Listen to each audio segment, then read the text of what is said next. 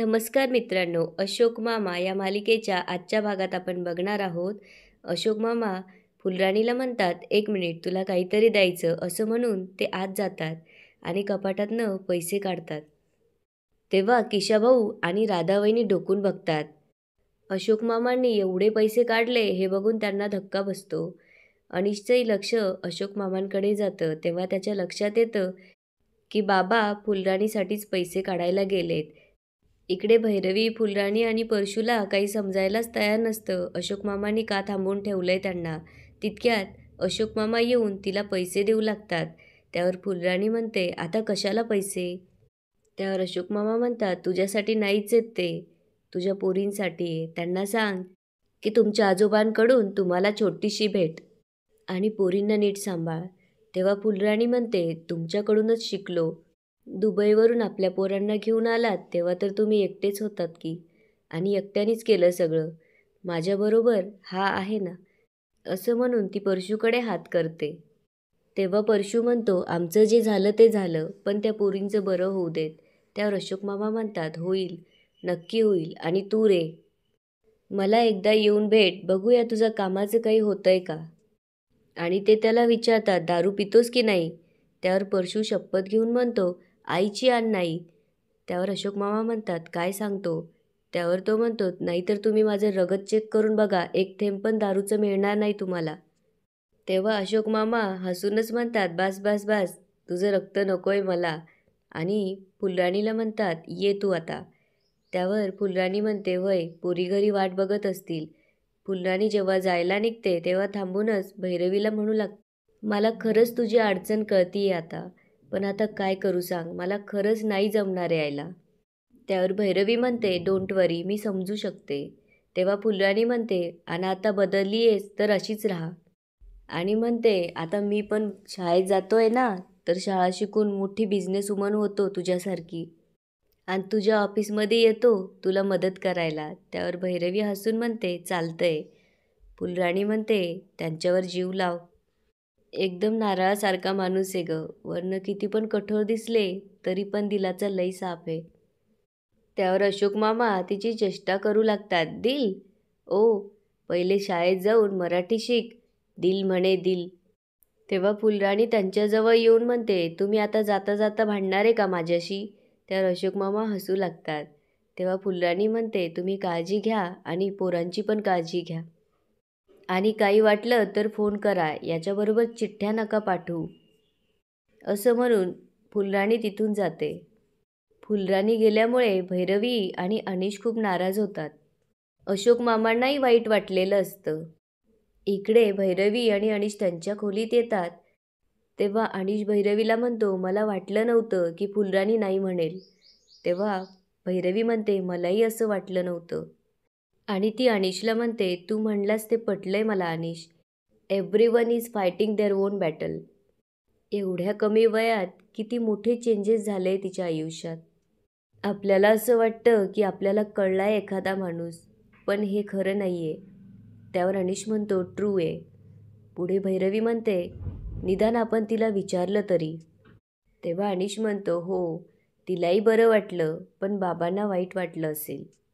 तेव्हा भैरवी म्हणते, "आपले पेरेंट्स किती सेन्सिटिव्ह असतात ना." त्यावर अनिश म्हणतो, "कधीकधी ठीक असतं गं ते, पण कधीकधी लोक याचाच फायदा घेतात.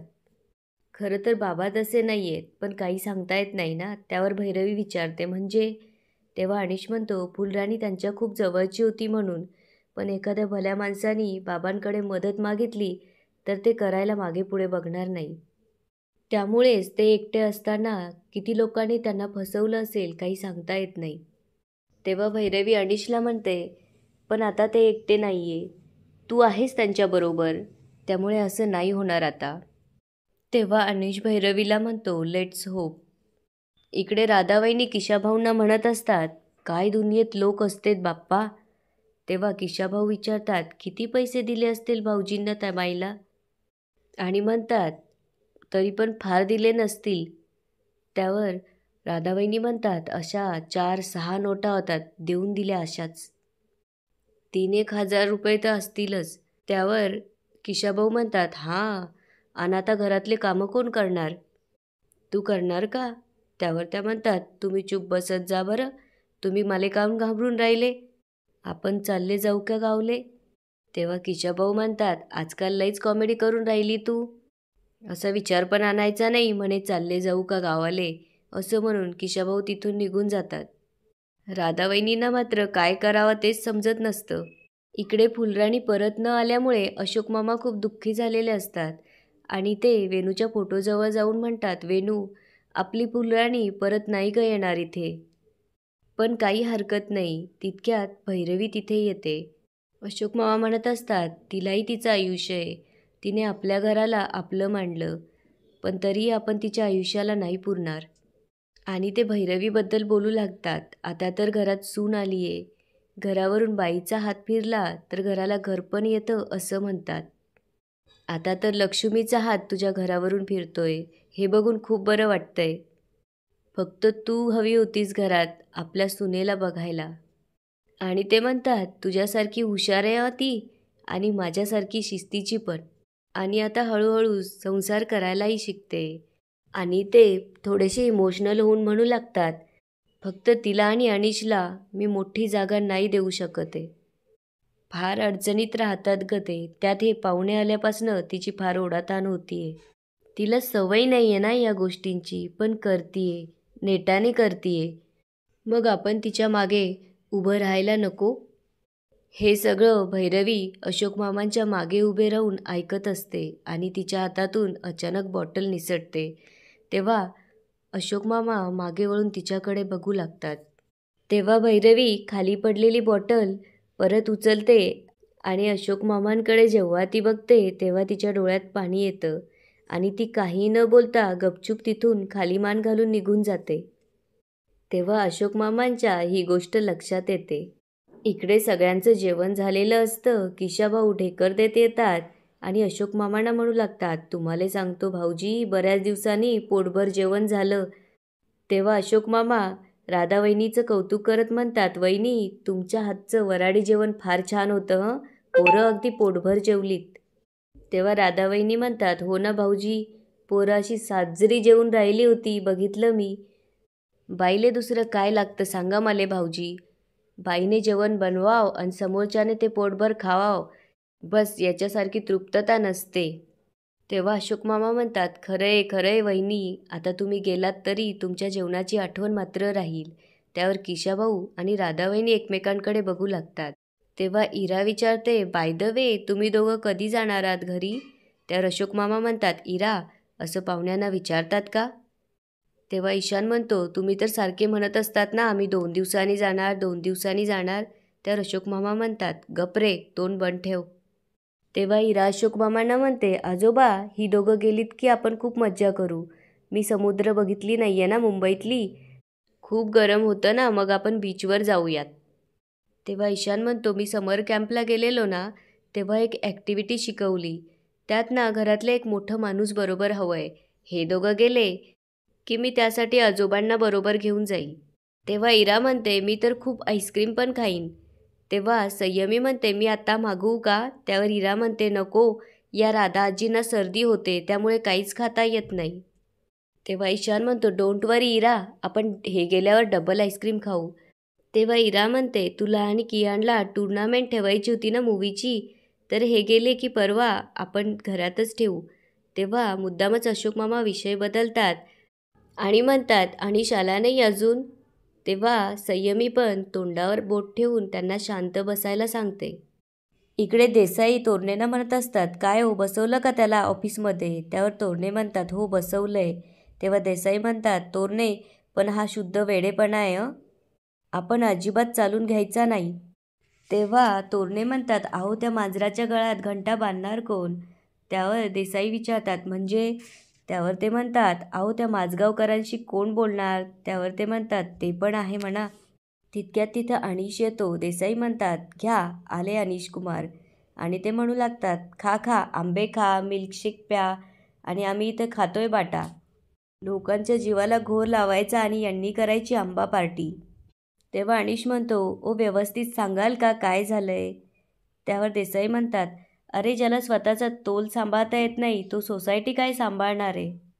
तेव्हा देसाई म्हणतात, अनिश मला सांग, तुझ्या वडिलांना कोणी सांगितलं होतं वॉचमन ठेवायला?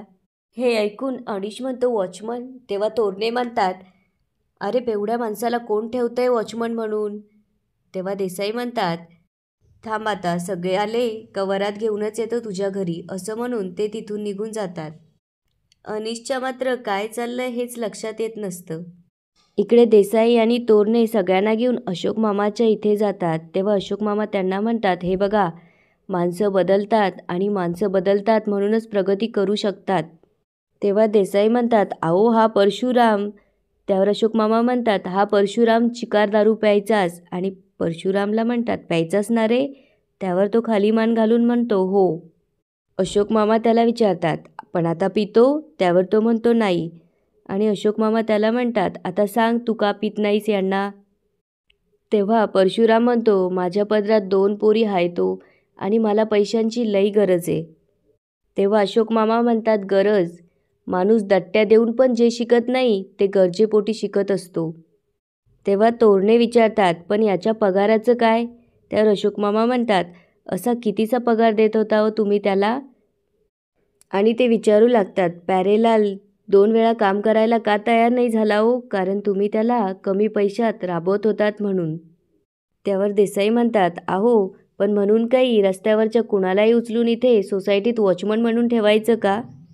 आणि विचारतात, मला सांगा कोण घेणार याची गॅरंटी? त्यावर अशोक मामा म्हणतात, त्याला कामावर मी ठेवलंय ना, तर याची गॅरंटी मी घेतो. आणि अशोक मामा परशूला विचारतात, काय रे, प्रामाणिकपणे काम करशील ना? त्यावर तो म्हणतो, व्हय, माझ्या पोरींची आण घेऊन सांगतो, मी प्रामाणिकपणे काम करीन.